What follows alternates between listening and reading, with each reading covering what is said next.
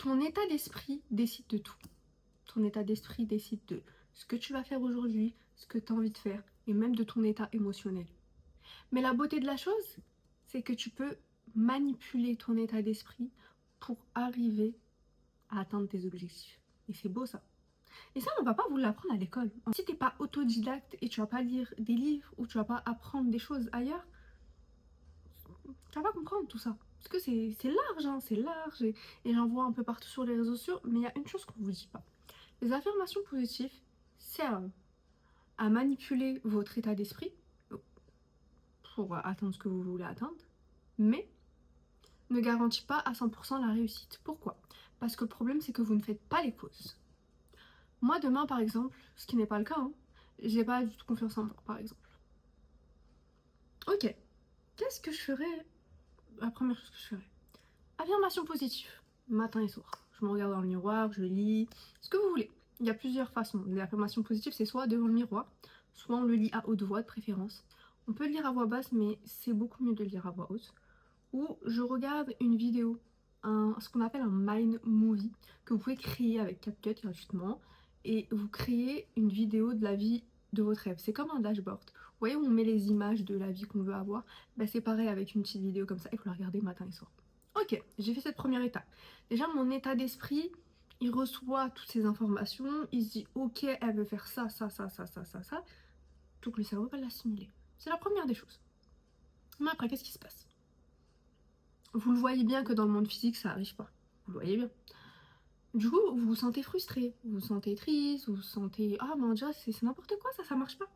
Alors que non, vous ne faites pas les causes. Si tous les jours, je me dis que je suis belle, que je suis magnifique, allez, je vais commencer à le penser.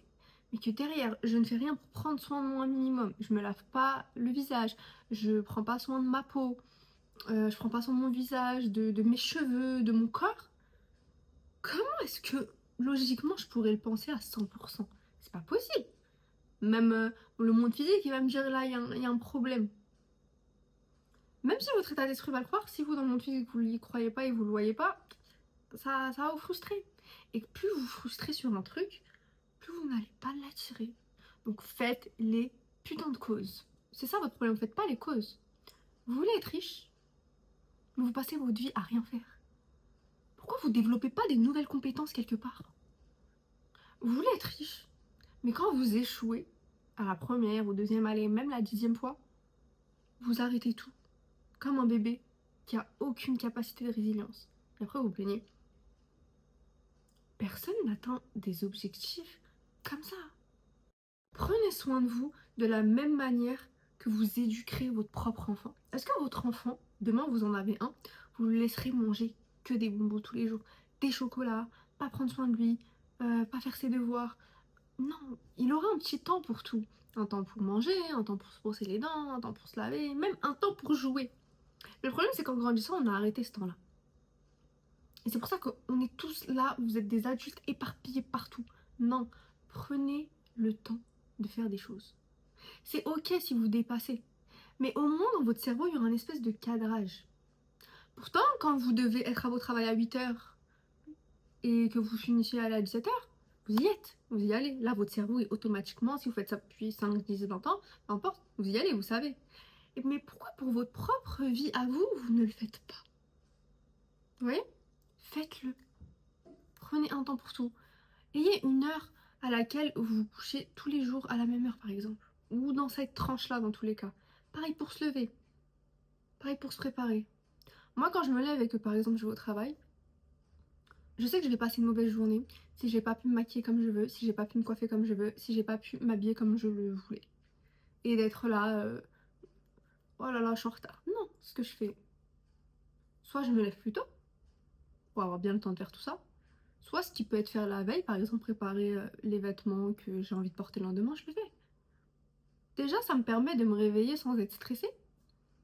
Et tout au long de ma journée, je me sentirai beaucoup mieux. Parce que si, allez, je continue à dormir, il me reste 20 minutes pour me préparer, j'ai le temps de rien faire, et que je vais à l'arrache, je sais que je vais pas passer une bonne journée. Je sais que je vais pas être productif. Parce que j'aime pas comment je suis, parce que, je sais pas, tu vois. Faites ces choses-là. Commencez doucement. Mais ça va vous changer. Le problème, c'est que vous n'avez aucune capacité de résilience. Vous êtes là comme des bébés. On dirait que vous découvrez la vie. Vous n'avez pas eu 1500 expériences quand même à votre âge. Même si la vie n'est pas finie, vous en avez eu. Vous avez peur de tomber. Comme si c'était la première fois de votre vie que vous marchez. C'est ça le problème. Et la différence entre les gens qui réussissent et les autres, c'est juste leur capacité de résilience. C'est tout. Prenons l'exemple de Cristiano Ronaldo. C'est le meilleur joueur du monde. Et pourtant, quand il était dans ses débuts, il le pensait déjà. Il le savait déjà. Il le disait déjà et on se moquait de lui parce que c'était personne à cette époque-là. Pourtant, il le disait aux journalistes, hein, je suis le meilleur joueur du monde. Alors qu'avant lui, il y avait déjà d'autres légendes, par exemple. Personne ne l'a cru, tout le monde a rigolé de lui. Mais vu que de lui à lui-même, il croyait en lui, et ben, c'est arrivé. Qu'est-ce qui peut vous faire obstacle quand vous croyez en vous? Rien. Quand vous croyez en vous à tel point que la vie des autres, ce que disent les autres, rien à foutre. C'est à ce moment-là que tu vas tout droit. Parce que c'est comme ça. Et j'ai vu aussi une autre histoire, j'ai oublié son nom, mais c'est un chef qui a eu les 3 étoiles Michelin. Et il expliquait qu'il se levait tous les jours, il dormait dans un petit truc en haut de son restaurant. Il faisait rien de sa vie à part mettre sa vie dans le restaurant qu'il voulait. Il se réveillait très tôt, il dormait très tard et il disait tous les jours, hein, il le disait dans la vidéo, je vais réussir, je vais avoir les 3 étoiles, je vais avoir les 3 étoiles, je vais avoir les 3 étoiles, je vais avoir les 3 étoiles. Alors que c'était qu'un petit restaurant à l'époque. Au final, il a réussi. En fait, vous pensez que vous allez atteindre vos objectifs facilement sans sacrifier peut-être du temps, de la vie sociale, de vous-même. C'est pas possible, ça n'existe pas. Dans quel monde vous croyez vivre? Même les films que vous regardez, les animés que vous regardez, le héros allez, qui commence, on va dire, dans une famille très pauvre, très démunie, et qui veut être le roi du monde par exemple. Vous avez vu les étapes de sa vie, comment il souffre, comment c'est pas facile pour lui, comment on essaie de lui mettre des couteaux dans le dos, comment il a plein d'épreuves. Mais pourtant, il y arrive. Difficilement, mais il y arrive. Mais vous pensez que quoi? Qu'est-ce que ça veut dire à travers ça? Vous savez, le processus pour atteindre ses objectifs, c'est exactement ces choses-là que tu as besoin d'avoir et de recevoir dans ta tête, de ton vécu à toi, pour atteindre cet objectif-là. Parce que, on va dire, toi, t'es là, t'as rien connu de la vie, t'es né d'une famille modeste, et tu veux, je sais pas, réussir dans un secteur super connu. Tu penses que tu vas réussir comme ça? Non. Faudra que tu tombes et retombes. Et que tu comprennes les codes, et que tu comprennes les choses pour justement y arriver. C'est comme ça partout. Et ça, vous voulez pas le comprendre. En fait, si vous voulez un truc, il faut que vous le vouliez tellement que vous êtes prêt à sacrifier tout et n'importe quoi pour y arriver. Votre vie sociale, votre temps avec vos amis, peut-être même l'amour. Mais au final, ça en vaut pas la peine vu que c'est pour vous-même. Et être résilient dans la vie, c'est pas comme ça. Si t'as vécu aucune épreuve, ne viens pas crier sur toi que t'es quelqu'un de résilient. Non. T'as peut-être eu des privilèges qui fait que t'as pas eu d'autres problèmes que d'autres ont eu, tout simplement. C'est les problèmes de la vie et les épreuves qui te rendent résilient, pas le contraire. Ça se voit de toute manière. Et oui, nous ne sommes pas tous nés égaux. Arrêtez de penser le contraire parce que vous bercez d'illusions. Et c'est ok, faut l'accepter. Même si t'es frustré, accepte-le que t'es pas né dans une famille très privilégiée. Et ça change quoi? Oui, ça change beaucoup de choses. Oui, ça veut dire que toi, tu vas devoir travailler beaucoup plus que peut-être d'autres personnes. Mais c'est comme ça. Si tu l'acceptes pas, que t'es juste frustré et que t'es en mode « Ah, le monde est injuste, gna gna gna gna gna », et ben reste dans ton injustice. Parce que les années vont passer et t'auras rien changé à ta vie, au final. Non, ceux qui ont changé le monde, c'est pas ceux ils ont crié à l'injustice tous les jours. Non, ils ont crié à l'injustice, ok, ils se sont dit ok, j'accepte. Maintenant, je vais apprendre les codes de la vie, je vais apprendre les codes de la société, je vais comprendre comment tout ça se passe, et après je vais jouer dans le jeu. Parce que la vie, c'est qu'un jeu. Et quand tu comprends les codes, tu peux aller très loin dans la vie. Après, c'est à vous de voir quelles limites vous mettez, selon vos croyances, selon ce que vous voulez faire. Je sais pas. Mais à partir du moment où tu connais les codes, je vous dis qu'il n'y a rien ni personne qui pourra vous arrêter. Croyez en vous. Parce que personne ne croira plus en vous que vous-même. Vous pensez que votre mère, elle va toujours être là à croire en vous? Ah, mon fils, t'es le meilleur, ah, ma fille, non. À un moment donné, eux-mêmes, ils ont leur vie à gérer. Croyez en vous. Et même s'il y a des épreuves de la vie qui font que vous avez du mal à croire en vous parfois, bah c'est pas grave. Pleurez, soyez mal, écrivez, sentez-vous frustré et après on recommence. C'est comme ça. Comme quand t'étais bébé. La première fois que t'as marché, t'es tombé. Est-ce que tu t'es pas relevé? Parce que non, tu t'es relevé. T'es retombé, tu t'es relevé au moins 5-10 fois, jusqu'à que t'as compris comment marcher. C'est pareil pour tout. Dites-vous ça dans la vie. Et ne diabolisez pas vos émotions négatives. Le problème avec les êtres humains, c'est qu'ils pensent qu'ils pourront pas gérer la tristesse, la colère, non, non. Non, c'est faux. Si elle existe dans la vie humaine, c'est qu'on peut la contrôler. Maintenant, c'est qu'est-ce que t'en fais, toi?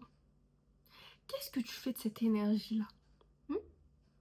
C'est selon ce que tu fais qui définira qui tu es. Parce que les plus gros chefs-d'œuvre du monde, ils viennent de quoi? Des énergies négatives, de l'injustice, de la tristesse, de la colère, tout ça. Les sons les plus connus, c'est dû à quoi? C'est des sons tristes, c'est des sons de personnes en colère, contre peut-être un système injuste, contre peut-être une personne, contre ce que vous voulez. Même les chefs-d'œuvre. Les chefs-d'œuvre, ils sont écrits avec une énergie négative. Peut-être la jalousie, peut-être peindre ce qui n'arrive pas à sortir, ce qui n'arrivait pas, ou ce qui ne pouvait pas exprimer, tout simplement. Et pourtant, c'est sorti à travers un chef-d'œuvre, une belle peinture. Transmutez votre énergie. Ça, c'est un niveau au-dessus. Déjà, si vous arrivez à faire tout ce que j'ai dit auparavant, vous pouvez le faire. Sinon, commencez d'abord par ce que j'ai dit précédemment, parce que c'est pas le même niveau, en fait, ça va être compliqué pour vous. Si déjà vous n'avez pas cet état d'esprit un peu de gagnant, de résilience et tout, c'est pas possible. La beauté de la vie, c'est que toutes nos émotions sont des énergies. C'est des énergies qu'on peut transmuter et qu'on n'est pas obligé de subir dans notre corps. J'accepte d'être triste, j'accepte d'être en colère, j'accepte comme d'être joyeuse, j'accepte de rire, tout ce genre de choses. Mais j'en fais quelque chose quand j'ai du mal. Quand, par exemple, t'es triste au point où tu ne veux pas gérer cette tristesse-là, bah, transmute-la. Mais ne la laisse pas dans ton corps parce que ça laisse des traces. Et comment on fait? On la visualise. Là, tout de suite, par exemple, vous êtes frustré, vous êtes en colère. Écrivez. Pourquoi vous êtes en colère? Pourquoi vous êtes frustré? Parce que vous le dire dans votre tête, ok, c'est bien. Le dire à haute voix, ok, c'est bien. Mais il faut laisser des traces pour comprendre certaines choses. Écrivez. Écrivez toutes les idées qui vous viennent en tête. Et ensuite, visualisez cette colère de la manière que vous voulez. Hein. Et faites en sorte qu'elle diminue. Sentez une matière qui diminue, qui diminue, qui diminue. Et dites-vous, vous la sentez plus où? Dans votre corps? La jambe, le cœur, le ventre, peu importe. Faites-la diminuer. Et faites en sorte qu'elle sorte de votre corps. Vous allez voir, vous allez trouver toutes les solutions pour transmuter ça. Vous allez trouver. Parce que des idées vont venir. Parce que vous allez, en fait, à force de vous être étudié, de vous être analysé, vous allez écrire tout ça. Après, vous allez dire, ok, moi j'ai été en colère contre ça. J'étais triste pour ça. Maintenant, comment je règle la solution? Par exemple, tu as été dans une relation. Tu as été trahi. C'est dur la trahison. Ça laisse des séquelles dans notre corps, tout autant qu'on est. Hein. Qu'est-ce que tu peux faire de cette trahison-là? Passer des années à pleurer et à dire que c'est tous les mêmes et commencer à te dire oh là là, je trouverai jamais la bonne personne, c'est tous des chiens, nanana. Ou justement se dire ok, j'ai vécu ça, j'ai appris ça. Ce que je peux faire pour ma propre personne, c'est ne plus tolérer cette personne dans ma vie. Au revoir. Pleurer autant que j'ai besoin de pleurer. Être entourée de mes amis, de mes proches. Et de continuer. Je sais pas, peut-être faites-en une vidéo. En fait, votre esprit, il est très créatif, vous en rendez pas compte. Mais on est tellement stimulé partout que je sais même pas si... je pense que c'est même des espèces rares qu'un être humain arrive à être seul, sans téléphone, sans distraction, sans parler. Essayez un peu, genre 30 minutes dans le silence comme ça. Ah, là, bizarrement, vous allez vous sentir comme ça. Qu'est-ce que vous essayez de fuir vous-même? c'est une erreur. C'est en vous fuyant que vous ne vous trouverez jamais. Vous allez voir, votre esprit va parler tout seul. Et ça s'appelle l'esprit créatif. Parce qu'on est des êtres humains, on est des êtres créatifs. On a été créés comme ça. Les idées vont venir. Ton âme a besoin d'être nourrie. Mais c'est toi qui décides de quoi la nourrir. Et c'est un combat après, entre le mal, entre le bien. Tu nourris qui le plus? C'est comme si tu avais deux loups et tu nourrissais lequel le plus? La reconnaissance, la gentillesse, la compassion, ou la jalousie, être envieux, la rage, la vengeance. C'est ça qui te définira, c'est celle que tu nourriras le plus. Et de ce qu'on a vu, nourrir celle qui a tout le temps la rage et la vengeance ne gagne rien de bon. Rien. Ça engendre des guerres, ça engendre des morts, ça engendre un mal-être constant dans ta personne, ça génère des maladies auto-immunes avec le temps, parce que tu gardes cette rage au fond de toi. Donc au final, qu'est-ce qu'il y a de bon de garder ça? C'est ok de ressentir ça, mais qu'est-ce qu'il y a de bon de ressentir ça sur des années et des mois? Rien. Rien du tout. La reconnaissance de ce que tu as aujourd'hui attire l'abondance. Mettez-vous dans la tête. Et faites le point de votre journée. Si vous êtes beaucoup moins reconnaissant, ne vous plaignez pas d'en avoir dans la vie. Parce que tout ne tourne pas autour de vous. Vous n'êtes pas le seul être humain sur Terre. Mais vous êtes unique. Il n'y en a pas deux comme vous. Votre âme est unique. Votre sens de créativité est unique. Faites-en quelque chose. De l'argent par exemple. J'espère que cette vidéo vous aura plu et vous aura appris plein de choses. Je fais de gros bisous YouTube.